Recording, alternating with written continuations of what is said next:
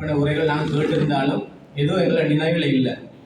எதை நாங்கள் கடைப்பிடிக்கிறது, எதை விட்டு விடுறது, இதெல்லாம் நாங்கள் முன்பு நாங்கள் அந்த தீர்மானங்கள் எடுத்திருந்தாலும் அதுகளெல்லாம் எங்கள் மனசில் இல்லை. இப்போ நான் இந்த முறை நினைச்சேன், ஏதாவது ஒன்றை நாங்கள் 8 உரைகளும் எல்லாமே தேவையில்லை, ஏதாவது ஒன்றை நாங்கள் எங்களோட உள்ளத்தில் நாங்கள் எடுத்து அதை நாங்கள் விடுறதுக்கு முயற்சி செய்வோம், அதை கடைப்பிடிக்கிறதுக்கு முயற்சி செய்வோம்னு நாங்கள் முடிவெடுத்தேன்.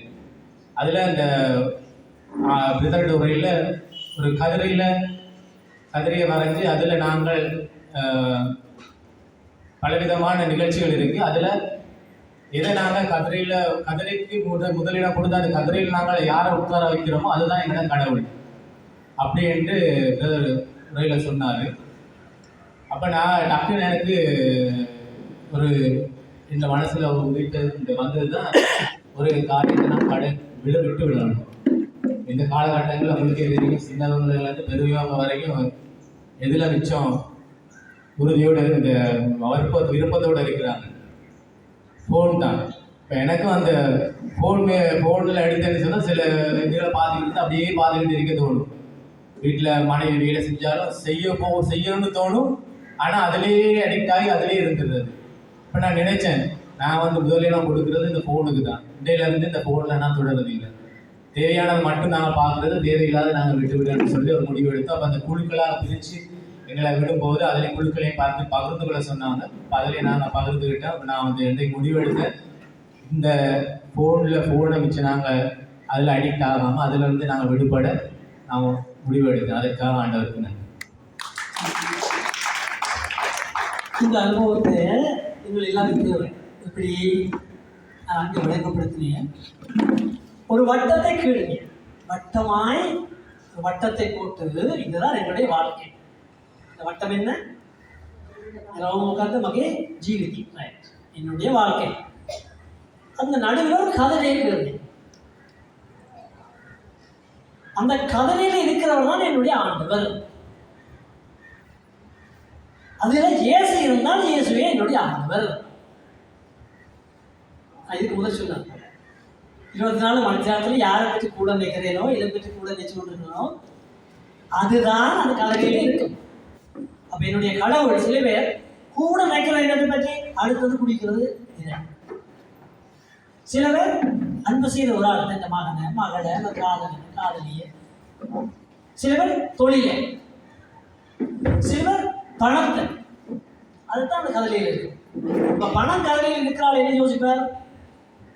இப்போ என்னோட ஆளோட கதைக்கிறதுக்கு இவருக்கு டைம் கொடுக்குறதால எனக்கு என்ன லாபம்? அவர் 24 மணி நேரமும் உங்க ஆசையை தான் பார்ப்பார். ஏன்? கதையில் அவருக்கு பணம் தான் இருக்கு. என்ன ஒருவர் ஸ்டைல், அவர் 24 மணி நேரம் ஸ்டைல் பண்ணுறார். எந்தெந்த கிரீம் வருது அதெல்லாம் வாங்கி போட்டுட்டு எல்லாம் பருக்கள் வந்தோன்னா அதுக்கு ஓடணும். அப்போ அங்கே கதையில் இருக்கிறது கிரீம் ஸ்டைல். என்ன ஒருவர் பதவி, தானே இவ்வளவோ வயசு போன பிறகும் சில பதவிகளை விட முடியாமல் சில பேர் இருக்கிறது பார்க்கணும். பாராளுமன்றத்திலேயே தெரிஞ்சிடலாம். அவங்க கதவையில் இருக்கிறது ஆண்டவர் அல்ல, பதவி. அதான் புகழ். என்னை எல்லாரும் போடும், இல்லை எல்லாரும் புகழே சந்தோஷமா இருக்கு. கரைய காய்ச்சினது பிறகு கணவன் நல்லா இருக்கப்பா அது ஃபீட்பேக், நல்ல ஃபீட்பேக் கொடுத்து பாராட்டப்பட்டு சந்தோஷம் தான். இந்த நேரமும் புகழணும்னா அந்த கதவையில் இருக்கிறது புகழ்ச்சிதான். இந்த புகழணும் பண்ணி இருப்பாங்க. பதவி, பட்டம், சில படிப்பு எல்லா பட்டங்கள், ஆனால் நிம்மதிதான். அதைத்தான் அவர் சொன்னார். அந்த நேரம் சில விட வட்டத்துக்குள்ள கதவைக்கு மேலே ஆண்டவரை வச்சுட்டு கதவை கீழே வைக்க வேண்டிய விஷயங்கள் உண்டு. பணத்தை வைக்கிறார், பணம் தேவைதானே, பதவி தேவை, புகழ் தேவை, அன்பு செய்வதால் தேவை. ஆனால் போதை தேவையில்லாத வட்டத்து வெளியே அவுட். அதுக்கு வாழ்க்கைக்கே தெரியும். சாதி சில பேர் கேட்டோன்னு நீங்க எந்த ஒரு நினைப்பாங்க, அதுக்கு ஒரு யாரு இன்னத்துக்கு இருக்காங்க, அவன் ஜாதியை கேட்பாங்க, குலத்தை பார்க்க. இது கடவுள் உருவாக்கி வந்து ஆண் பெண் தான், 2 ஜாதி தான் இருக்கின்றன. ஆண் ஜாதி, பெண் ஜாதி.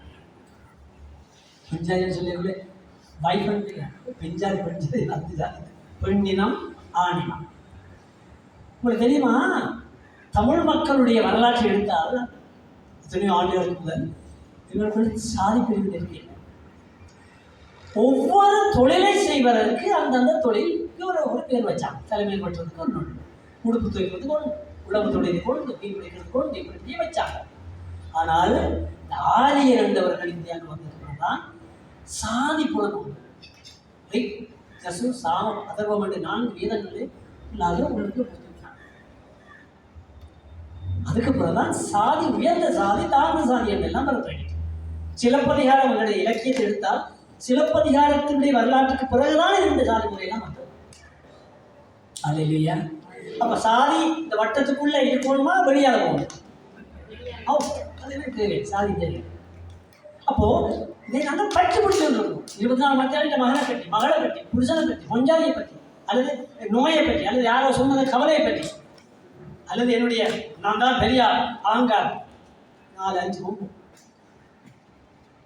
அப்போ ஏதோ கையை விடும் பற்றி பிடிச்சிருக்கிறத டச் பண்ணு சொல்லுவாங்க. எல்லா மதத்திலையும் சொல்லப்படுது. உபேக்ஷா வந்து சொல்லுவார்கள் பௌத்த மதத்தில், பற்றை அவர் இருந்து இந்து மதத்தில், எங்களுடைய கிறிஸ்தவத்திலும் அதான் சொல்லப்படுது. பற்றி பிடிச்சதை கையை விடு, நீ பற்றி பிடிக்கிறவன். அப்ப நாங்கள் இதை பற்றி பிடிக்க வேண்டுமோ அதை விட்டுட்டு இந்த மாறுகின்ற உறவுகளை பற்றி பிடிக்கும். அன்பு செய்யும், அதை பற்றி பிடிக்காத. நன்றி. என்னோட கருங்களை தட்டி